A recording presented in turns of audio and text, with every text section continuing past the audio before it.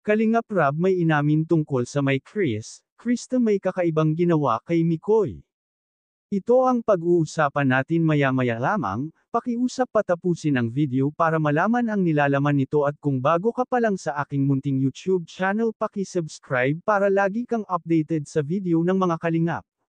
Isang mapagpalang araw sa inyong lahat mga ka-viewers at mga kamay Kris.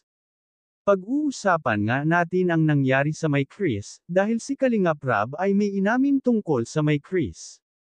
Dito nga ay inamin ni Kalingap Rab na excited siya sa tuwing mag-show shot ng may Kris. Dahil kakaiba daw talaga pag may Kris na ang pag-uusapan dahil kahit siya daw ay sobrang excited lalo na at sa tuwing magmamay Kris na ay laging may nakahanda si Krista na kanta para sa shot nila kaya ito ang gusto niya kay Krista laging handa. Dahil madali din daw itong kausap at hindi mahiyain talagang kahit kailan daw ay hindi sila nito pinababayaan. Nang makausap nga ni Kalingap Rab ang nanay ni Krista at tinanong ni Kalingap Rab kung may sumubok na ba namang wakwak kay Krista sinabi nga nito na meron daw umaaligid. Dito nga ay sinabi ni Kalingap Rab na malapit nang mapabahayan si Krista dahil nakikita nila ang kalagayan nito. Talagang malapit nang bumigay ang bahay ni Krista. Maluha-luha na nagpapasalamat ang nanay ni Krista nang sabihin ni Kalingap Rab na mapapabahayan na sila at konting tiis na lang daw muna.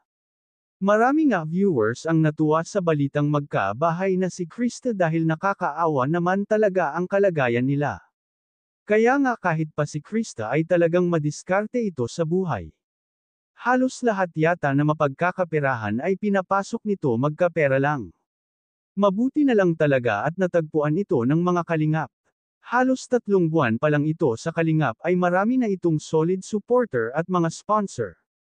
Talagang minahal ang may Kris ng mga viewers. At kahit naman si Mikoy at Krista ay talagang nagsusuportahan sila sa isa't isa lalo na si Mikoy na talagang hindi pinapabayaan si Krista lagi itong nakasuporta at ganun din naman si Krista kahit bata pa ito ay kaya niyang makipagsabayan kina Mikoy talagang napaka-mature nito mag-isip kahit pa nga ay 15 years old lang ito, talagang magaling makisama sa kapwa niya.